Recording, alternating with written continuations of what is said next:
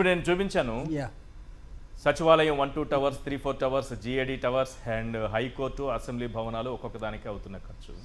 ఈ దోపిడీని ఎవరైనా ప్రశ్నిస్తే మీరు కానీ మీ పార్టీ కానీ ప్రశ్నిస్తే అమరావతి ద్రోహులు రాజధాని ద్రోహులని ముద్ర వేస్తారు. ఎలా దీన్ని ప్రశ్నించకుండా ఉండలేము? నాట్ ఓన్లీ ద్రోహులు అంటమే కాదు, వాళ్ళని దొంగలెత్తుకెళ్ళినట్టుగా ప్రభుత్వమే మనుషులను ఎత్తుకొని పోతూ ఉంది.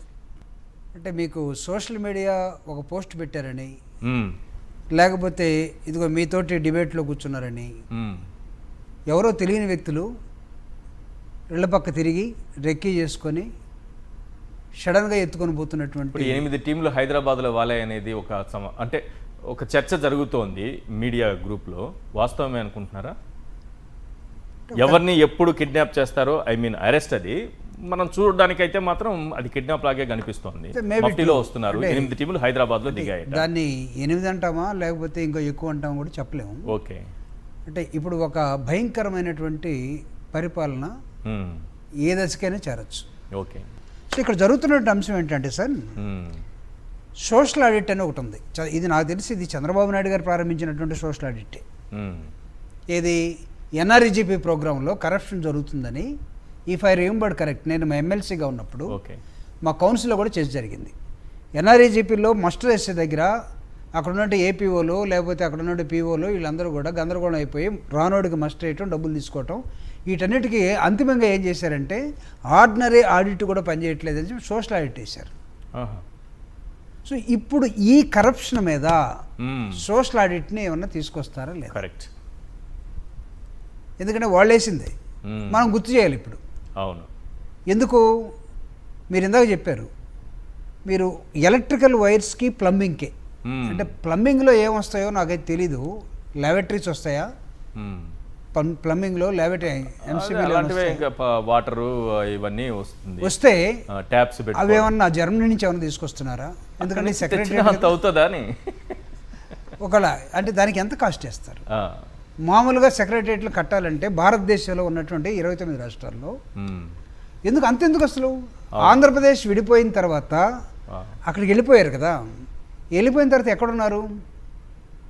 ఇరిగేషన్ డిపార్ట్మెంట్లోనో లేకపోతే కొత్తగా కట్టిన నారాయణ స్కూల్స్లోనో అక్కడక్కడ ఉండిపోయారు. తెలుసు కదా నారాయణ గారి స్కూల్స్ అంటే హాస్టల్స్, సెక్రటరియట్ ఆ భవనాల్లో ఉన్నారు. అవి టెంపరీ అని చెప్పారు, తర్వాత ఇప్పుడు పర్మనెంట్ కడుతున్నారేమో. సో అక్కడ అప్పుడు కట్టిన వాటిని గురించి చెప్తున్నారు. అప్పుడు కట్టిన హాస్టల్స్ కట్టారు అప్పుడు, అంతే కదా. నారాయణ చదరపాడికి అయింది ఎంతో తెలుసా సార్? దాదాపు 19,000 అయింది అప్పుడు. ఇప్పుడు దాదాపు 19,000. ఇప్పుడు ఎంత అవుతుంది చెప్పలేదు. దాదాపు 16,000, 14 నుంచి 16,000 ఎస్ఎఫ్టీ. హైదరాబాద్లో అపార్ట్మెంట్ కొనుక్కోవాలనుకుంటే దాదాపు 4,000 5,000 ఉంది ఎస్ఎఫ్టీ. అంతేనా భాష గారు? అంతే మోస్ట్ ఆఫ్లీ. అది కూడా అయ్యో ఇంత పెరిగిందా? 1,300 కదా ఇంతకుముందు ఉండేది. మేము హైదరాబాద్ ఇల్లు కట్టుకున్నప్పుడు 1,200. ఓకే. ఇప్పుడు అది చూస్తే ఇప్పుడు అమరావతిలో కడుతున్నది 16,000 అనుకుంటాను ఎస్ఎఫ్టీ. సో దీని మీద ఎందుకు భారత ప్రభుత్వం కానీ లేకపోతే చంద్రబాబు నాయుడు గారే ముఖ్యమంత్రిగా ఉన్నటువంటి ఆ టైంలో కొత్తగా తీసుకొచ్చినటువంటి సోషల్ ఆడిట్ కానీ ఇవి ఈ వాల్యూస్ మీద, ఈ ఎస్టిమేషన్స్ మీద ఎందుకు రావు? వైరింగ్ ఎంత అవుతుంది? ఎలాంటి వైర్ ఆడతారు మీరు? నాకు తెలిసి దానిలో కాపర్ లైనే ఉంటుంది. కిలోమీటర్ రోడ్డుకి 175 కోట్ల టెండర్లు పిలిచారంటేనే అర్థమైపోయింది కదా సార్. అంటే ఇవన్నీ కూడా చాలా విచిత్రమైనటువంటి రేట్లతోటి మీరు ఇందాక భారతదేశంలో కట్టినటువంటి పార్లమెంటు, అవును, the value of the cost effective. అదేవిధంగా తెలంగాణలో కట్టుకున్నటువంటి కేసీఆర్ గారు కట్టినటువంటి సెక్రటేరియట్, ఇది కంపారిటివ్ స్టేట్మెంట్ ఆటోమేటిక్గా వస్తుంది కదా. అవును. సో దీని గురించి మాట్లాడితేనే, దీని గురించి పోస్ట్ పెడితేనే, దీని గురించి డిస్కషన్ చేస్తేనే వీళ్ళు ఎత్తుకుపోతాం లేకపోతే వీళ్ళని అరెస్ట్ చేస్తామని అనుకుంటే ఇది చాలా డౌట్ఫుల్గా ఉంటుంది. ఎందుకంటే ప్రజాస్వామ్య వ్యవస్థలో మీరు భారత రాజ్యాంగ సూత్రాలకి లేకపోతే మనిషికి ఉన్నటువంటి జీవించే హక్కుకి, మాట్లాడే స్వేచ్ఛని, వీటన్నిటినీ హరించి వేసేసి మీరు తెగబడ్డారు. ఓకే. ఏమని? నిర్బంధం పెట్టడానికి మీరు మొత్తానికి ముందుకు వచ్చేసారు. కానీ నిర్బంధాలు ఉద్యమాలని ఆపలేవు అనేది ఒక ఉద్యమ స్ఫూర్తితోటి ఉన్నటువంటి ఒక డైలాగ్ ఇది.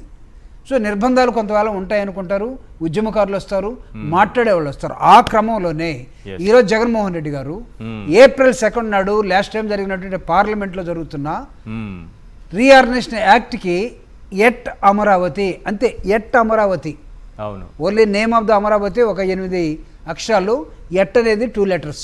ఓకే, దీనికే ఆంధ్రప్రదేశ్లో ఉన్న రాజకీయ నాయకులు అందరూ పోయి గ్యాలరీలో కూర్చున్నారు.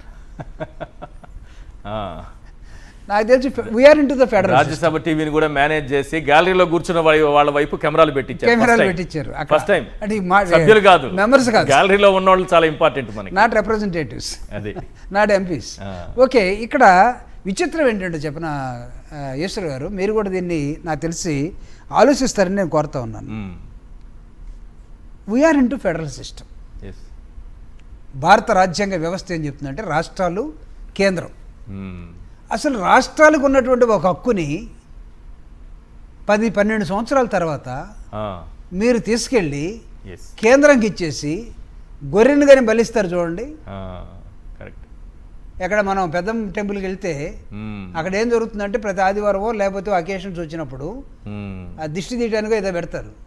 దీన్ని ఇక్కడ ఏళ్ళ హక్కుని, మన హక్కుని తీసుకెళ్ళి మొత్తాన్ని అక్కడ పెట్టి భాష రానటువంటి, అమరావతి ఏంటో తెలియనటువంటి, ఆంధ్రప్రదేశ్ పాలిటిక్స్ ఎవడో అర్థం కానటువంటి వాళ్ళందరితోటి స్క్రిప్ట్ రాసిచ్చి కాళ్ళు ఏళ్ళబడి బతినాడుకొని వాళ్ళందరితోటి మాట్లాడిచ్చారు. అంటే సీ ది హిస్టరీ. మీరు ఒకసారి పార్లమెంటరీ రికార్డ్స్ బయటికి తీయండి.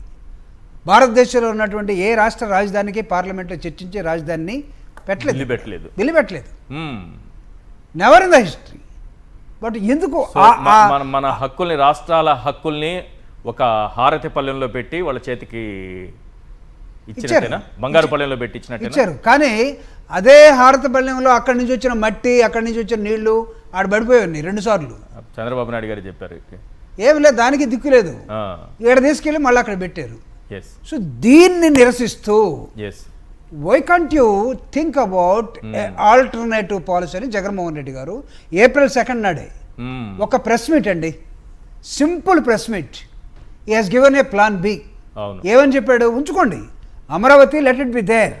బట్ ఈ లెక్కలతోట ఈ మీరు కంపోజ్ చేసినటువంటి ఎవరెవరికి ఏమి ఇచ్చారో, ఎందుకు ఇచ్చారో అర్థం కానటువంటి ఒక విచిత్రమైనటువంటి మ్యాథమెటిక్స్ని, ఎకనామిక్స్ని తీసుకొచ్చి ఇక్కడ పెట్టిన తర్వాత సింపుల్గా ఆయన ఏం చెప్పాడంటే మావిగాన్ అనేదాన్ని మచిలీపట్నం, విజయవాడ, గుంటూరు అనే దాంతో దీన్ని మీరు ఎందుకు ఇప్పుడు కూడా ఆయన ఏమడుగుతున్నట్టే ఆలోచించండి అని అడిగాడు. మీరు ఇందాక మాట్లాడితేనే ఎత్తుకెళ్ళారు, అవును, ఇది పోస్ట్ పెడితే తీసుకెళ్లారు. ఆలోచిస్తే ఆలోచన బయటకు వస్తే తీసుకెళ్తారా? బూచోడు వచ్చాడు అంటారు చూడండి. సో కాబట్టి ఇప్పుడు మీరు మమ్మల్ని ఆలోచించమంటున్నారు. జగన్మోహన్ రెడ్డి గారు ఆలోచించమని రాష్ట్ర ప్రజలు చెప్పారు. ఈ ఆలోచన ఒక తుఫాన్ కాబోతా ఉంది. నేను ఆ రోజు మీతో మాట్లాడుతున్నప్పుడు చెప్పాను, జగన్మోహన్ రెడ్డి గారు ఒక అంశాన్ని చెప్తే ఆయనతోటి 2009 నుంచి తిరిగినటువంటి ఒక వ్యక్తిగా చెప్పినప్పుడు కొత్తగా అనిపిస్తుంది. 2 నెలల తర్వాత అది రాజుకొని నిప్పులాగా తయారయ్యి ప్రజల్లోకి వెళ్ళిపోతుంది. ఈరోజు ప్రపంచవ్యాప్తంగా చర్చ జరుగుతున్నట్టు ఈ సబ్జెక్ట్ని ప్రజల్లోకి తీసుకెళ్తున్నటువంటి జగన్మోహన్ రెడ్డి గారు ఒక్క పదాన్ని చెప్పి ఉండొచ్చు, మావిగాన్ అని. మావిగాన్ has been now talk of the country అయిపోయింది. రైట్. అంటే మీరు చెప్తున్న దాన్ని బట్టి చాలా క్లియర్గా చెప్పారు ఒక పాయింట్. అయితే April 1 ఆయన ప్రెస్ మీట్ పెట్టిన రోజు ఒక ట్రోలింగ్ మెటీరియల్గా కనిపించింది టీడీపీకి కానీ కొంతమందికి కానీ. ఆ తర్వాత అది ఒక డిస్కషన్ మెటీరియల్గా మారింది.